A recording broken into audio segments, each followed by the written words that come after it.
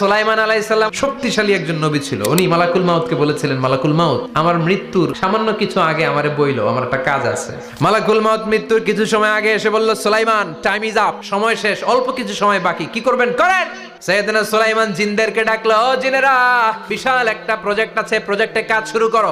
আর কিছু জিনকে বলল, চারদিকে গ্লাস ফিটিং করা একটা রুম বানাও। সাইয়েদনা সুলাইমান আলাইহিস সালাম গ্লাস ফিটিং করা রুমের ভেতরে ঢুকলেন। এই রুমে ঢুকার দরজা নাই, হাতে একটা লাঠি নিলেন, কি নিলেন? লাঠির মধ্যে ভর করে দাঁড়িয়ে রইলেন আর জিনদের দিকে তাকিয়ে রইলেন। জিনেরা এত বদমাশ ছিল, সাইয়েদনা সুলাইমান দাঁড়িয়ে না থাকলে কাজ করতো না।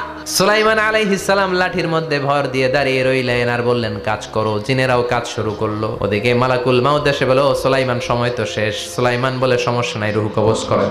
মালাকুল মাউত ওইভাবে লাঠিতে ভর দেওয়া অবস্থায়, দাঁড়ানো অবস্থায় সাইয়েদনা সুলাইমান আলাইহিস সালামের রূহ কবজ করে নিলেন। উনি এমন ভাবে দাঁড়িয়েছেন, রূহ চলে গেল, লাশ হয়ে দাঁড়িয়ে রইলেন। লাঠির মধ্যে দাঁড়িয়ে আছেন, জমিনের মধ্যে লুটিয়ে পড়ে নাই। সুবহানাল্লাহ। জিনগুলো দূর থেকে ভাবলো বস তো দাঁড়ায় আছে।